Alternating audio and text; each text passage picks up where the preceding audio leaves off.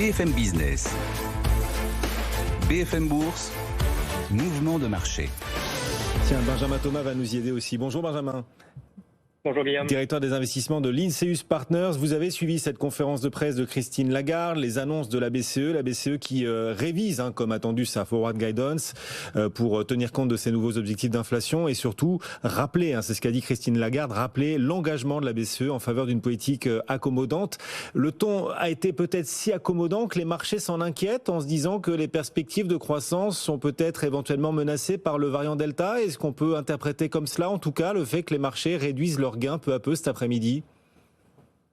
Oui, alors cette réduction du gain est encore très marginale. Ce qui s'est passé, Christine Lagarde, son discours a été très en ligne avec les attentes du marché. On s'attendait à ce que la BCE reste très accommodante. On s'attendait, c'était le premier meeting suite au relèvement de l'objectif d'inflation, qui est maintenant fixé au-dessus de 2% et qui est vraiment un objectif long terme que la BCE souhaite atteindre.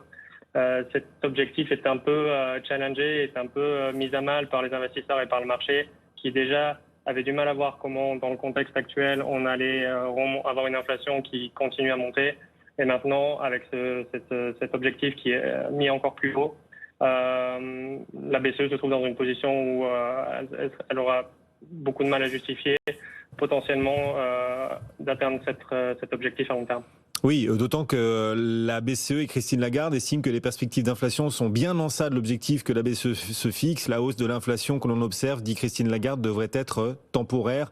Donc tout cela plaide pour la poursuite d'une politique accommodante, d'autant que Christine Lagarde nous dit et nous a expliqué dans sa conférence de presse que le Conseil des gouverneurs s'était exprimé en faveur de la poursuite d'une politique accommodante à une écrasante majorité. Ce terme veut bien dire quelque chose. C'est pas une assez large majorité, c'est une écrasante majorité. Oui, tout à fait. Tout le monde est d'accord au niveau du siège de la BCE pour s'accorder à dire que la position doit rester accommodante, les marchés doivent rester soutenus. Il y a encore beaucoup d'inconnus en termes sanitaires, justement, avec ce variant Delta. Il ne faut pas se précipiter. Le discours est un peu similaire en termes d'inflation à celui pratiqué aux États-Unis. On a une hausse du prix des matières premières, on a une inflation qui est actuellement assez prononcée, mais qui est censée être limitée dans le temps et qui ne devrait pas s'installer.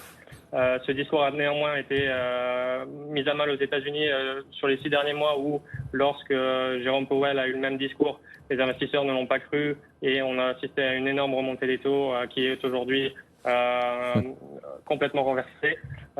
Mais ici, avec la BCE, c'est statu quo, on continue sur les mêmes bases. Voilà, et on reste extrêmement accommodant. C'est ce que retiennent aussi les investisseurs quant au PEPP, le programme d'achat exceptionnel lié à la pandémie. Pour lutter contre les effets de la pandémie, eh bien les achats dans le cadre du PEPP se poursuivront au rythme de 20 milliards d'euros par mois. Le montant de l'enveloppe, 1850 milliards d'euros, n'est pas modifié. Pour l'instant, on parle toujours de au moins la fin mars 2022 pour maintenir, pour fixer la date d'échéance de ce PEPP jusqu'à donc au moins fin mars 2022. Ce PEPP sera utilisé par la Banque Centrale Européenne. Les marchés qui réduisent leurs gains, ces doutes quand même sur le variant, sur les perspectives en matière de croissance. Est-ce que cela vous pousse, par exemple aussi dans votre maison et là où vous agissez, là, évidemment au nom de vos clients, est-ce que ça vous pousse à devenir plus prudent face au potentiel des marchés actions? Comment est-ce que vous le voyez pour la suite? Alors, il est clair qu'on est quand même dans une situation où on flirte avec les plus hauts historiques sur la plupart des marchés. On a une position qui est prudente. On attend les prochains catalystes, en particulier pour la seconde partie de l'année, qui sont pour le moment qui sont pas définis. Donc, ce qu'on encourage dans votre maison, c'est une potentielle prise de profit, ou alors en partie protéger les portefeuilles avec l'achat d'instruments de couverture, dans l'attente d'y voir plus clair sur quels vont être les prochains leviers, quels vont être les prochains moteurs pour ces marchés américains et européens.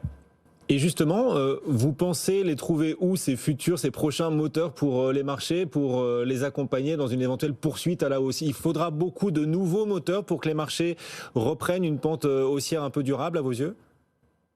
Alors effectivement, comme vous pouvez le voir, depuis quelques jours, on a des gains soutenus, mais de plus en plus faibles. On a quand même des violents mouvements à la baisse qui sont ensuite complètement renversés sur les 2 prochains jours. Ce qu'on espère sur la seconde prochaine partie de l'année, c'est un peu plus de détails sur le plan d'infrastructure américain, qui nous permettent de voir un peu plus clair sur comment tout cet argent va être déversé dans l'économie.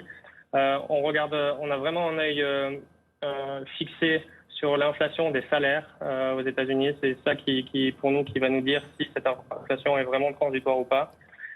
Et enfin, en Europe, on va bientôt arriver en période d'élection.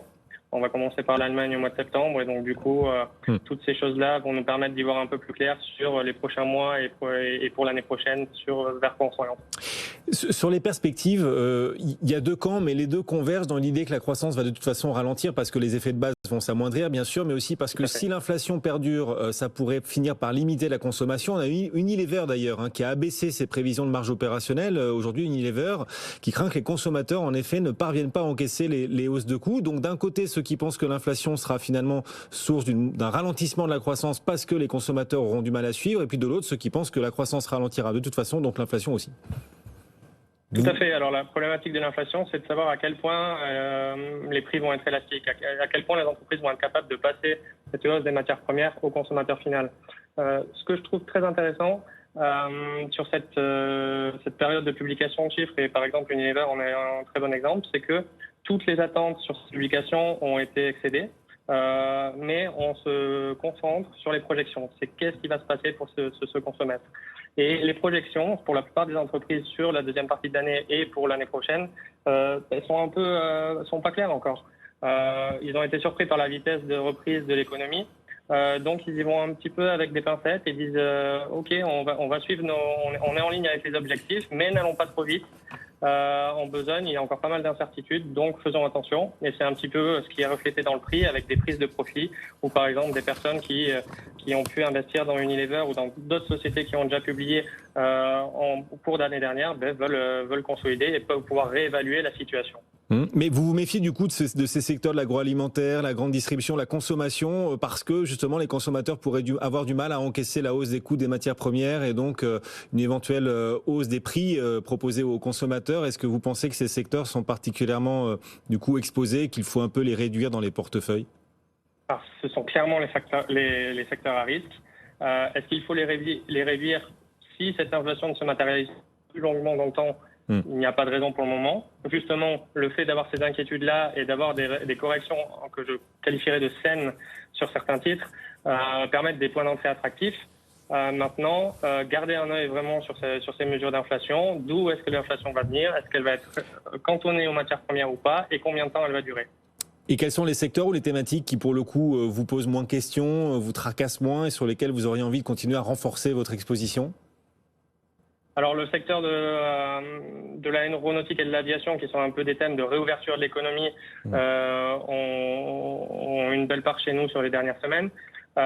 Également les pétrolières, on avait un rebond fantastique du prix du pétrole depuis l'année dernière, mais face à ça, le cours de valorisation des sociétés pétrolières qui payent aussi des dividendes intéressants n'ont pas encore suivi, donc on s'attend à ce qu'il y ait un rattrapage de ce côté-là. Et on garde aussi un œil attentif sur tout ce qui est valeurs chinoises, qu'elles soient cotées sur les bourses américaines ou sur des bourses locales, qui ont des fondamentaux très intéressants et qui, de par des problématiques géopolitiques ou internes, ont souffert ces dernières semaines. Merci beaucoup. Voilà votre vision de marché, vos choix d'allocation. C'est toujours intéressant de voir comment les spécialistes se positionnent sur les marchés face aux signaux que nous envoient les indices. Benjamin Thomas avec nous aujourd'hui. Merci beaucoup, directeur des investissements de l'Inseus Partners.